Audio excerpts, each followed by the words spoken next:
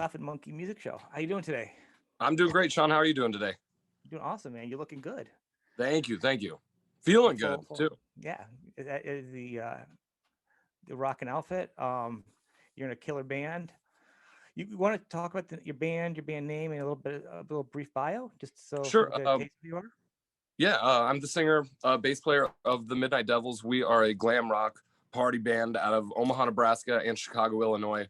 Our drummer Jimmy Mess lives in Chicago. Our guitar player Chris lives in Omaha, Nebraska, and I live in Lincoln. So it's kind of spread out between three different cities. We put out Yeah. our debut record in Yeah. 2018, and we toured pretty extensively on the debut record. Mhm. Did about 2 years worth of touring, and put out a video that's on YouTube, our debut video. Right now we're working on our sophomore release. And before the virus hit, we were out on tour with the Choir Boys, supporting them on their US tour. We did 2 weeks with them. We're scheduled for a month, and it was like March 15th. We were in New Orleans. The virus hit, and they were like, "We love you guys. We love you guys, but we got to send everybody home." The world's shutting down, and we thought we were going to be out for a couple weeks, and here we are still, just kind of hanging tight with everybody else. How after that little statement, I got a couple questions now. Sure. How the heck do you guys play together? I remember trying to get like, a band together, like in the same town, and getting people coordinated with just times. Mhm. How do you coordinate it with different states? It is absolutely a pain in the ass. And I have to give credit where credit's due. Right when we first started the band, our drummer Jimmy he goes, this is working out great. I can't find the right band in my area, so let's make this work. He traveled on a Greyhound bus back and forth 9 hours every weekend Wow. to meet up with us in Omaha, and then we get on our bus and go out and tour. So it wasn't like we rehearsed or anything. You just kind of had to know your music and be professional, learn your tunes, and be ready to play at all times. And we did it. We toured all over the Midwest for that first year with him riding back and forth on the Greyhound. And now we've kind of taken a step to push ourselves to do like 2 or 3 week tours where we can get out to the coast and back, and Mhm. maybe make a big destination show and do about 15 or 16 shows in a tour. I like that. I feel like you actually have the old school glam approach too, do it yourself type of thing. Like Yes. literally 2018, you're already touring with you're doing Choir Boys in what 219, 220. I mean, that's pretty ambitious to or want to be touring and have these mini tours and you know you have a look, you have a goal, you're doing music and videos in the first and you guys aren't even near each other. So Yeah, we grew up. Jimmy and I grew up playing punk music, and when we were in punk rock bands, that's how you had to do it. You booked house shows and just terrible bar shows, but you were still out on tour, still doing it. So we kind of took that idea and said, "Cool, we can make this happen. We can make it to LA." And we booked a show at the Viper Room in LA, and we're like, "Okay, now we just need 15 shows to round it out." And some of them were bad, but some of them were really good. And that kind of work. I really think it's like the groundwork, the blueprint mhm. was laid out, and we just had to follow it and suck it up and be like, you're not going to make any money, you're not going to have places to sleep, but you're going to be out on the road doing this, and it's going to work. It's going to work if you keep doing it over and over enough. It's going to work. Yeah, it's fantastic. So yeah, what do you do like when you just starting out and there's no money, you get to a town and like how are you Mm-hmm. guys surviving? Because It's actually easier than you'd think, because in each town, each area, there's a group of guys and girls that enjoy glam rock, enjoy Kiss, enjoy this, and you just have to find these yeah. people, say in Kansas City, Des Moines, Denver, wherever you're at. Mhm. You have to connect with those people. So social media has made it really easy. We connect with these people and set up shows, and guaranteed there's going to be at least 10 or 15 people at this show, and the Yeah. next time you come through, it's going to double. So it's all about reaching out and kind of, we know our market, we know the guys in each city that we need to get in touch with. Mhm. That's smart. That's really cool. That's really good. It's really good. I like that. So how'd you start? So let's go back to some of your recorded music. So in songwriting, Sure. who does all the songwriting, or is it a split, or do you do it, or who? It's generally like I said, the blueprint was there, and we've always kind of taken that approach. Like whether you're AC/DC or Van Halen, Aerosmith, the Rolling Stones, these guys have these great songwriter, like singer guitar player combinations. And Hmm. so even though we have songs, like we'll split up the songwriting, well, I'll bring in an idea and I say, hey, I have this idea, but I bring it into the group, and the group kind of turns it into a Midnight Devil song. We've really learned that for as much as you want to say, like, hey, this is my song, the best songs that we produce are the ones that are a collaboration with everybody involved. So it's really about that give and take relationship between two other creative individuals that brings a song to life, and more than just like a song you're playing on your couch in your house. That's kind of where the groundwork is laid, and then we put it all together, form it, and take it in the studio and lay it down. It's fairly simple up to that point. Well, I said because even if you guys are all kind of writing your own parts, you guys can't practice together really. Right. So then they write a song and then you're learning it not together is gotta be Yep. such a challenge. It is. And then And you go, okay, and with this what we've done for this new record is we cut all the demos in a studio in Omaha, and we sent them to our drummer in Chicago. We go, here's the demos for the songs. Uh, we're gonna come to Chicago and record these songs, but have this group of 10 songs learned, and then we'll rehearse it real fast, lay it down, and boom, that's how it's done. I think it's you know, you don't want to overthink it. You want it to be real easy and real um, live and dangerous. Still, that's the mhm. key, is to have kind of that feel, that groove, that you're all sitting in the same room. Yeah, that's definitely the punk vibe. A lot of bands in rock and metal Yeah, always have started from punk. You know, it's usually absolutely. the easier chords. It's the attitude. There's a certain look. Hmm. It translates over pretty easy if you really look at it. Um, so I know we're gonna try to put in some of your music. I think at the end of this, like we talked about, so Sure. people go see your videos and stuff. But now that people know your other album though too, your other stuff, can you talk about each of them? Because so we can let's promote everything you've done because I don't think everybody out there knows all your other stuff. Yeah, So we're fairly new, and that's cool. yeah, so let's talk about your first thing. Like, let's go through all your stuff. Let's tell people what The you first got. single. Yeah, your first single and your EP, anything you've done. Let's talk about it Yeah, because yeah, okay. When we had first started out, so 2018, go back, we're still two yeah, years into this, 3 years into this thing. So it's cool. We had this record in the can. We were ready to go. We were still waiting on it to be produced, and we got picked up to do the Rocklahoma festival. We put wow, together a tour around this Rocklahoma festival, and we were like, man, we got to have some sort of physical medium to put out, hmm, you know, whether it be, so we put out an EP, which is now sold out. We sold out all the copies of the EP, and then the full length came after the Rocklahoma show. We put out the full length. Our debut album was called Something Bigger. We self-produced it, self-financed it. We did everything that, and it's a learning experience. I hmm, had never put out a record on my own before, so it was like, you have to go, you know, how many guys you're paying, the studio engineer, the guy that's mixing and mastering. Then you got to take it to the record producing plants and pump hmm, out records and find an artist. Like, it was a lot of a learning curve for me, which I enjoyed though. I enjoyed that kind of that challenge of bringing something to life, and yeah. really put us on the map. And it was our first step out into the real world with the big dogs. Was our first album called Something Bigger. We did 2 years touring on that, just because of the distance. We don't have like the opportunity to work on songs as Yeah. easily. So now we kind of were like, well, since we're all on lockdown, we're all on quarantine, let's put together the songs next record, and start getting a game plan for when April, May, whenever bands start going out. I think is kind of what it is. Was what we're looking at. We got the songs ready to go for the second one. The first single that we put out was a song called Generation Dirt, a very punk rock song, very punk rock tune. Kind of one of the first songs that I had ever written by myself, put lyrics, the music, everything. And we put out a lyric video for that. Second song was called Pink Halo. That was the second single that we put out. We did the video for that, and it was incredible. We wanted to do like a really cool a party video, not Yep. necessarily an 80s inspired video, but something that was new yet familiar.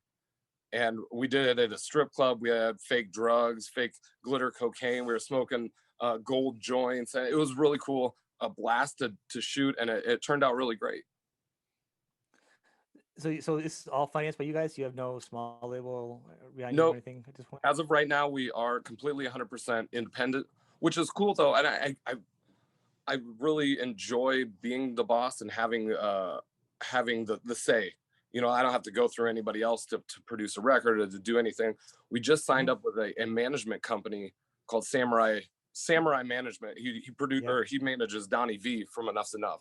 Yep. I've So actually heard of them. which is great. He's got, his name's Aaron. He's got a lot of incredible insight. Huge Kiss fan, huge Bill Aucoin fan, and he kind of Yep. models his management style after Bill Aucoin, which I appreciate, big time. So I have a question for you. So Rocklahoma, how with no physical medium did you actually get put on it? What is the process there?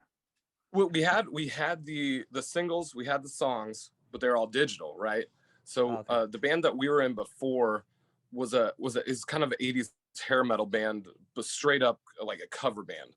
And Hmm. we had been invited to play Rocklahoma before, so we had an in with the guy producing one of the stages. And I kind of knew at the time that the band was going to break up, and I said, hey, next year invite the Midnight Devils to come play. And he's like, absolutely, if it's you guys, totally got it. And we lucked out, scored big time. No other band without a record, without anything, was put on a festival in front of 50,000 people. It's insane. It's unheard of. And he gave us a shot, and it worked. It worked perfectly, and really bumped us like one of those just lightning Yeah. bolt jumps. He literally didn't even see us on site, unheard, just from knowing you in the other band. He didn't even hear this Yeah. band. Yep. That's insane. He knew that we were driven and we were putting out quality material, doing great shows, and he knew what kind of show that we were going to bring. Even if he booked us with that sight unseen, he knew what we were gonna bring to the table. Oh yeah, your look shows that you're serious. You've Yeah, got a whole goal with the brand. yeah, It's a whole thing. It's a package. and Which is that's what great. Rocklahoma was built on. It was a glam rock festival, and we played it a couple years in a row, and it turned out we were the only glam rock band that would walk around, with makeup on and hair and everything, and the fans would lose their mind. They would love it. We couldn't walk around without getting pictures taken. But it kind of changed. Live Nation bought it out, or one of the bigger corporations bought it out, kind of turned Mhm. it into a festival of all styles of music, but it was based on this glam rock style of music. I didn't know that. I've never gone to it. I didn't know. I've heard of it, obviously, like everything else, but I didn't know all the details there. That's pretty interesting. Yeah, Um, that's really cool. So, what are the bands now are on it? Like, was it different? Like you said, they changed it from being glam, or the yeah, they other changed music it. on it? When we started, they were bringing in Poison and Def Leppard and Cheap Trick and all these great glam bands, and we could see Tom Kiefer and just all these Hmm. bands, Jack All.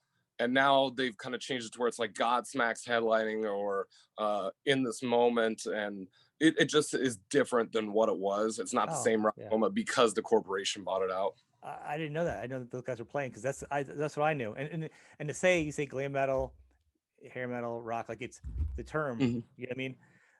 You don't hear it with this band. It's the name is everywhere, so I didn't know exactly what bands were playing. I'm surprised that Godsmack and those guys are playing there. It's kind of Yeah, weird. yeah, It's a and niche it's weird. audience. I can say show like, yeah, we did shows with like we did one year we played, and who's the band, A Perfect Circle was the headlining act on the big stage, and we played right after A Perfect Circle on the side stage, and people have been out in this field in Oklahoma. It's 100 degrees out. They've been drinking for 24 hours straight, and Perfect Circle comes on, and they're like, it's good, but this isn't what we came for. We came for the party. We came to have fun, and Yeah, Perfect Circle not necessarily the funnest rock band that there is. They're great musicians and everything, but they wanted a show.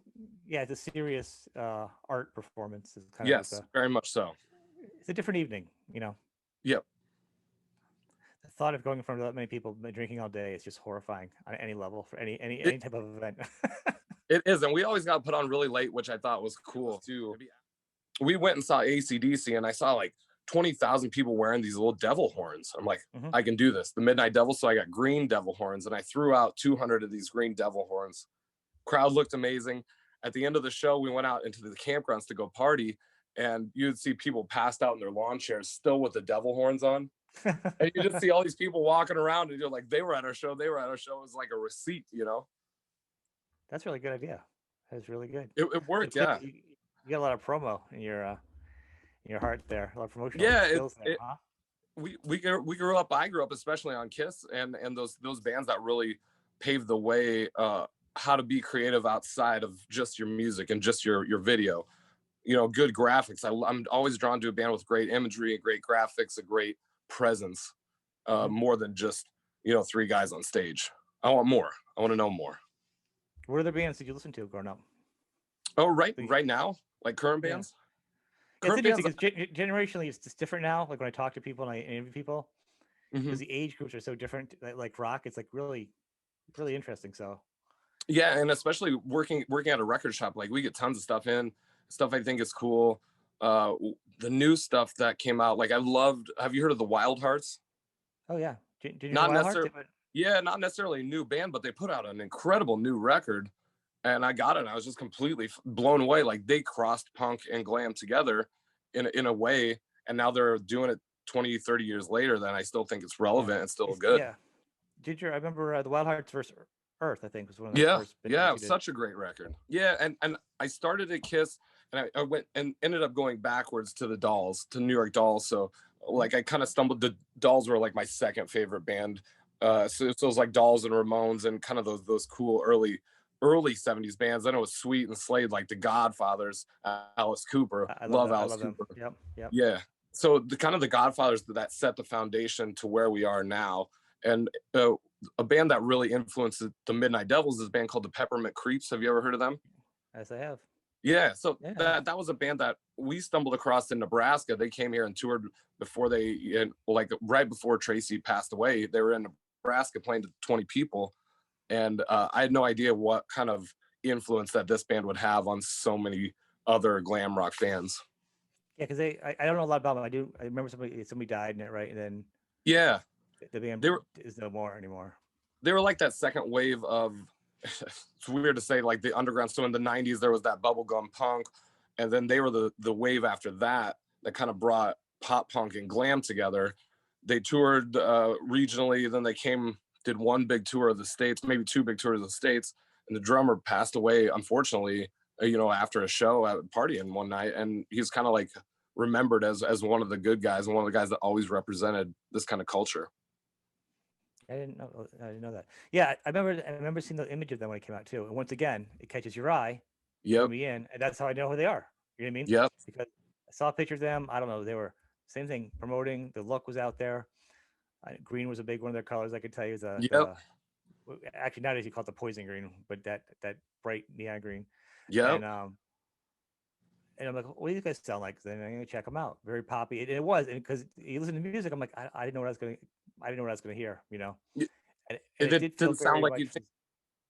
Um, maybe not. I don't know. At this point in my life, I don't judge anything now. I didn't know what I didn't know what I was gonna get. Hmm. I'm 50, so I grew up in that 80s, 90s, like rock right at the time was Sure. prime, and my early influences were Sweet and Slade and Cooper, Yeah. and then right when all the bands were coming out and breaking in the 80s, I was right there. Um, so when I saw them, I didn't know, because generationally there's things have to change a little bit Yep. where they can just look at it, they go, and the music was really going through this really weird industrial punk grunge, Yep. like the 90s had a really weird mashup of stuff, and you just didn't know who anybody's going to sound like. I felt like they're going to be a metal band at some point. I didn't expect it to be so poppy and catchy though. The songs are very Yeah. catchy. And I That think like you knew that they were Kiss fans or ACDC yeah. fans because their songs were hooks, hooks, hooks, hooks, Mhm. hooks.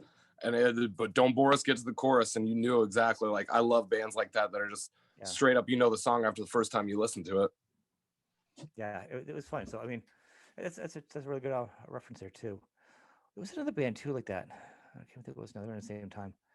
So moving forward, do you guys have stuff booked at all, or are you just waiting? Yeah. Or Right now, it's still so weird, and I don't know. You probably talked to a ton of guys that are in the same boat that we are. Like, when do we go out? When is it safe to go out? We don't want to book a bunch of stuff and then have to cancel it again.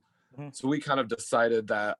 I mean, I'm gonna keep hitting up everybody, and if they're touring, I'm gonna try and put the Midnight Devils on. We're looking at going out in April. We have a show booked in Denver in April with the dude from Steelheart, and Mhm. that's gonna be our first, I think, official voyage out to see and see, just kind of test it and see what happens. We're scheduled to support Loudness on their U.S. tour in Really? October, so we have like a month-long tour with them scheduled if it happens. We don't know. It's already been postponed once, but at this time they think it's going to happen in October. That'd be fun. I haven't seen Loudness. They're one of the bands I'd like to see that I haven't seen. I actually saw Steelheart the first album came out. He was so Yeah, ridiculously good. Oh, it was so good. good. It was actually it was in Atlanta, and it was a new place. It was in a rock club, and back when they had some really cool rock clubs, and I think it was like a converted like factory or an aircraft hangar, and the stage was like so huge, so they're like way up high, and it was right when they came out, so they were super loud, and his voice was just like like peeling the leather off of of a baseball. Um, it was good, And so They have a we good grew up fantastic. in my generation grew up with him doing that rock star movie, and that was such a big movie for Yeah, oh us yeah, that like you go back and you find out that actually that's the guy from Steelheart that wrote those songs and sang those killer melodies. yeah. I was surprised too because I wasn't barely paying attention when I watched the movie itself. Mm-hmm. I watched the movie and okay, it was a playoff of the Priest, and then Yeah, but they kind of twisted it a little bit more and kind of But then I went back and listened to it. There's actually a lot of other rock bands too that I didn't realize that are also on the soundtrack that wrote some of the songs too. Um, that's pretty cool. So Zach that's really Wild, cool. yeah, Yep, Zach. and all the musicians that were in it. Yeah, yeah.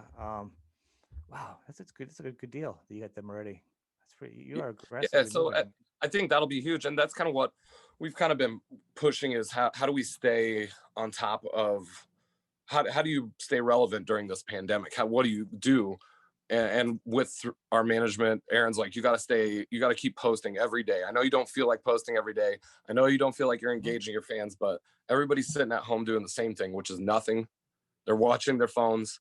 So engage your fans and talk to them. They want to know that you're out there. They're having a bad day, and the least you can do is get on Facebook and talk to your friends. Is that so hard? And I'm like, okay, Aaron, that's brilliant, and it's really worked with the loudness thing. We're trying to reach out and touch those guys that are in Japan or that are in England or France, and just say, hey, we're going to be going out with loudness in October. Let's all meet up. This tour is going to happen. We're going to have some fun, and it's going to be a big celebration. Whatever. That's kind of our goal: is do the record, do the video, and then be ready to go by April. See what happens. Who we can jump on with. If we don't jump on with anybody, we're going to go out and tour punk rock clubs by ourselves. So it's not a big deal. All right. Catch you later. All right. Take care. Bye. Bye.